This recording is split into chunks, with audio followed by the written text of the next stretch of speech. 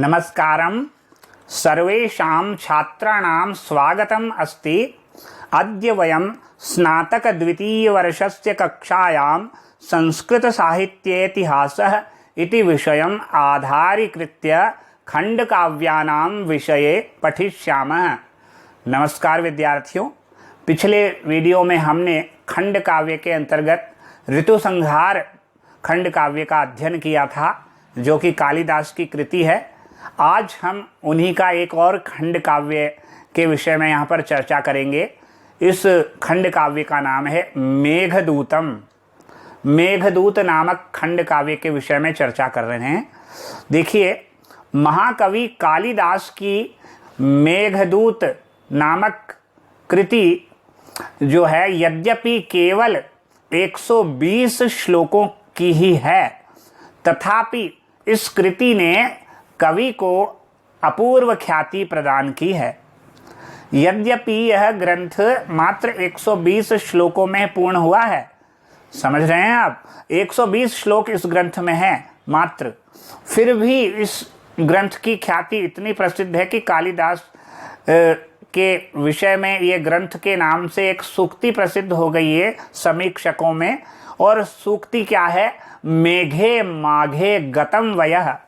मेघदूत और माघ की रचना शिशुपाल वध, इन दो महाकाव्यों को पढ़ने में कवि की संपूर्ण गतम वयः, संपूर्ण वय उम्र, सारी उसकी आयु है, वो गतम समाप्त हो जाती है। कहने का मतलब मेघे माघे, मेघे मतलब मेघदूत और माघे मतलब माघदूत। माघ का कौन सी रचना है? शिशुपाल वध। इन दोनों को पढ़ने में व्यक्ति की सारी उम्र बीत जाए तो भी यह काव्य पूर्ण रूप से जो है व्यक्ति हृदयंगम नहीं कर पाता है, क्योंकि इतना विस्तृत संक्षिप्त महाकाव्य में और संक्षिप्त खंड काव्य में एक महान जो है इसमें संदेश है और महान उपदेश के साथ साथ इसमें महान जानकारियों का सन्निवेश है। इसीलिए ये मेघे माघे गतम वयः, यह सूक्ति समीक्षकों में प्रचलित है। इसीलिए मैंने ये वाक्य यहाँ पर कहा, महाकवि कालिदास की यह यद्यपि केवल 120 श्लोकों की ही रचना है, तथापि इस रचना ने कवि को अपूर्व ख्याति प्रदान की है। मेघदूत प्रबंधात्मक खंड काव्य है। कैसा खंड काव्य है? प्रबंधात्मक।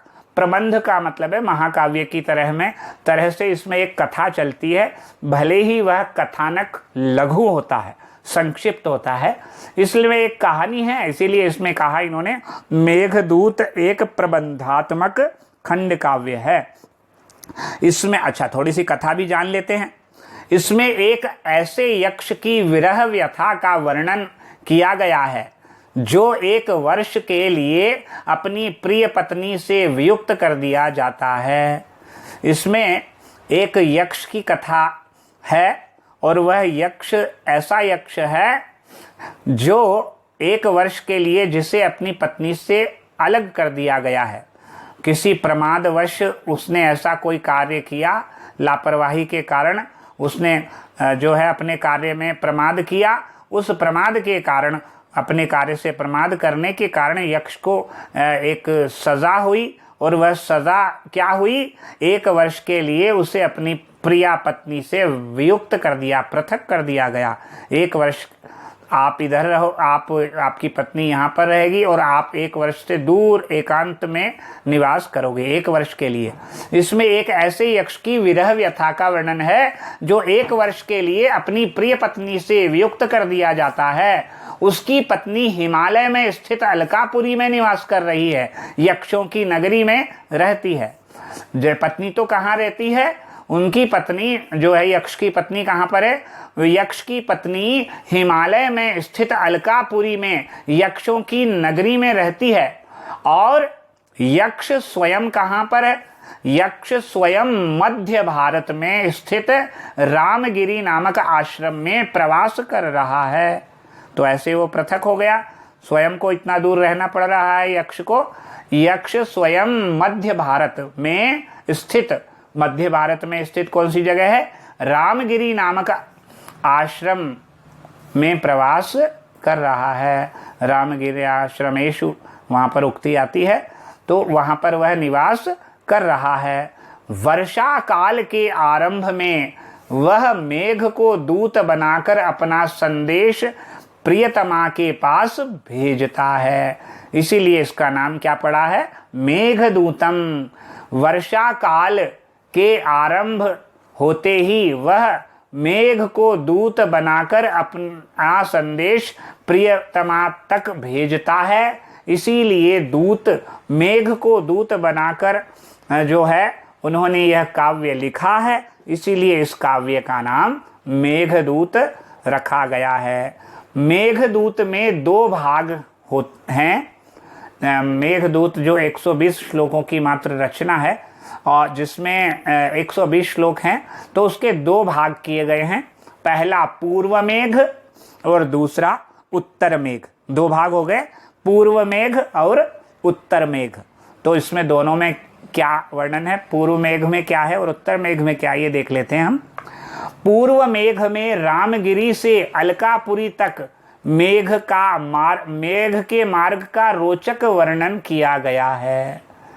देखिए, पूर्व मेघ में रामगिरी से लेकर अलकापुरी तक मेघ के मार्ग का रोचक वर्णन किया गया है।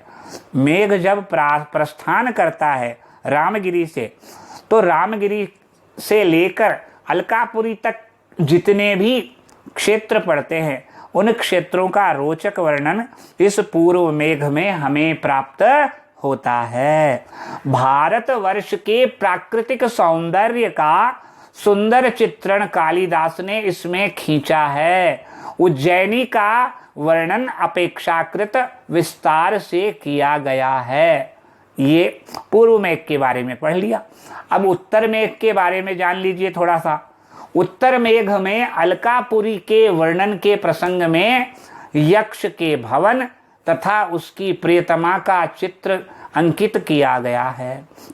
क्या क्या उत्तर मेघ में, एक तो अलकापुरी का वर्णन है। अलकापुरी के वर्णन के प्रसंग में एक तो यक्ष के भवन का वर्णन भी प्राप्त होता है, अलकापुरी के बाद यक्ष के भवन तथा उसकी प्रियतमा का चित्र भी अंकित किया गया है। उसे और बाद में मार्मिक संदेश भी प्रेषित किया गया है। मेघ के द्वारा उसे मार्मिक संदेश भी प्रेषित किया गया है, उसकी प्रियतमा को, यक्ष की। उसे मार्मिक संदेश भी दिया गया है। यक्ष मेघ को एक चेतन संदेश वाहक मानता हुआ, मेघ को एक चेतन संदेश वाहक मानता हुआ यक्ष उसके स्वाभाविक गुणों से अवगत है। यानी यक्ष यह जानता है कि मेघ जो है एक संदेशवाहक, चेतन संदेशवाहक बन रहा है मेरा, फिर भी वह मेघ के स्वाभाविक गुणों से अवगत है, उसे ज्ञान है। मेघ के स्वाभाविक गुणों से का क्या ज्ञान है, क्योंकि मेघ गर्जन करता है, मेघ है जल वर्षा करता है, ये सभी बातें, और मेघ गर्जन के साथ मेघ जो है विद्युत, बिजली भी चमकती है बादल से। तो इन सभी बातों के कारण ये उनको भले ही चेतन मान रहा है, भले उन्हें जीवित जैसा प्राणी मान रहा है अपने समान, लेकिन उन्हें मालूम है कि मेघ में कौन कौन से और स्वाभाविक गुण भी होते हैं। तो इसलिए यह मार्मिक संदेश देते हुए भी उसे मेघ के स्वाभाविक गुणों का ज्ञान है। यक्ष मेघ को एक चेतन संदेशवाहक मानता हुआ भी उसके स्वाभाविक गुणों से जो है अभिज्ञ है, उसे अवगत है मेघ के गुण। इसीलिए वह कहता है कि तुमसे प्रार्थना है एक मेरी, कि जब मेरी प्रिया के निवास स्थान पर पहुंचो तो बिजली को जोर से चमकने मत देना। क्या कह रहे हैं वो? तुमसे प्रार्थना है कि जब तुम मेरी प्रिया के निवास स्थल पर पहुंचो तो बिजली को जोर से चमकने मत देना। मेरी पत्नी कहीं स्वप्न देख रही होगी या मेरा ध्यान कर रही होगी तो तुम्हारा गर्जन सुनकर जाग जाएगी। ये संदेश उन्होंने मेघ को दिया। और मेघदूत में विरह और प्रणय दोनों अवस्थाओं का अद्भुत चित्र खींचा गया है। विरह का भी है और प्रणय का भी है। तो मेघदूत में विरह और प्रणय का अद्भुत चित्र खींचा गया है। संपूर्ण काव्य में मंदाक्रांता छंद का प्रयोग हुआ है। यह अत्यंत महत्वपूर्ण बात है, परीक्षा में कई बार पूछी जाती है कि मेघदूत किस छंद में निबद्ध है। तो मेघदूत मंदाक्रांता छंद में निबद्ध है और मंदाक्रांताम्बुधिरस नगैरमो भनौतौ गयुग्मम। मंदाक्रांता 17 वर्णों का छंद होता है, जिसमें क्रमशः मगण भगण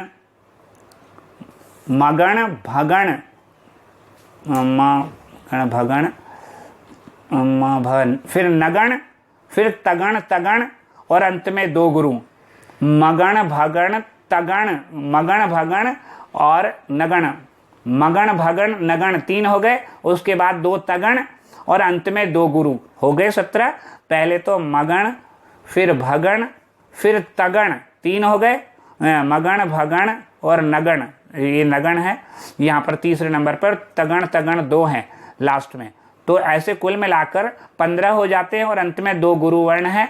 टोटल मिलाकर, कुल मिलाकर यहाँ पर 17 वर्ण हो जाते हैं, जिसे हम मंदाक्रांता छंद। और यति कहाँ पर होती है? 4, 6 और 7। अम्बुधि, अम्बुधि मतलब अम्बुधि समुद्र, 4 दिशाओं में 4 समुद्र माने गए हैं, तो 4 समुद्र। तो अम्बुधि, रस, रस 6 यानी छठी मात्रा पर यति, छठे वर्ण पर। और फिर दूसरी यति कहाँ पर? नग, पर्वत होते 7। तो इसमें जोनोगाम अम्बुधि रस नगैरमो भनौतौ गयुग्मम्। ठीक है, तो यहाँ पर है ना, मंदाक्रांताम्बुधि रस नगैरमो भनौतौ गयुग्मम्।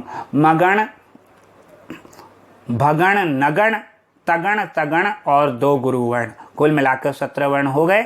तो यहाँ पर मेघदूत में विरह और प्रणय का अद्भुत चित्र है। साथ में संपूर्ण काव्य मंदाक्रांता छंद में निबद्ध है। संपूर्ण जो ग्रंथ में मंदाक्रांता छंद का प्रयोग हुआ है। इसलिए कहा गया सुवशा कालिदासस्य मंदाक्रांता विराजते। ये सूक्ति प्रसिद्ध है, सुवशा कालिदासस्य मंदाक्रांता विराजते। ये मंदाक्रांता छंद के विषय में कालिदास की प्रशंसा करते हुए क्षेमेंद्र जी का वचन है। क्या है? सुवशा कालिदासस्य मंदाक्रांता विराजते। मंदाक्रांता छंद का प्रयोग इसमें हुआ, इसलिए कालिदास ने इसमें आंतर और बाह्य दोनों प्रकृतियों का सुरम्य समन्वय प्रस्तुत किया है। मेघदूत के आधार पर संस्कृत में दूत काव्यों की परंपरा चल पड़ी है। विभिन्न कवियों ने विभिन्न कालों में, विभिन्न शताब्दियों में अनेक दूत काव्य लिखे हैं, संदेश काव्य लिखे हैं। इन्हें दूत काव्य भी कहते हैं और साथ में संदेश काव्य भी कहते हैं। जैसे 2-3 नाम यहाँ पर गिना रहा हूँ। जम्बू कवि का चंद्रदूत प्रसिद्ध है, जम्बू कवि का चंद्रदूत। धोई कवि का पवनदूत, धोई कवि का पवनदूत। और आदि अनेक कवि और भी हुए हैं, जिनके नाम बता देता हूँ। वेंकटनाथ, रूप गोस्वामी, वामन भट्ट बाण आदि के भी दूत काव्य प्रसिद्ध हैं। प्रायः 50 दूत काव्य मेघदूत के अनुकरण पर लिखे जा चुके हैं अब तक। तो यहाँ पर हमने देखा कि मेघदूत कितना महत्वपूर्ण जो है खंड काव्य है, जो कि कालिदास जी की रचना है। अन्य गीति काव्यों के विषय में हम चर्चा करेंगे अगले वीडियो में। तब तक के लिए नमस्कार।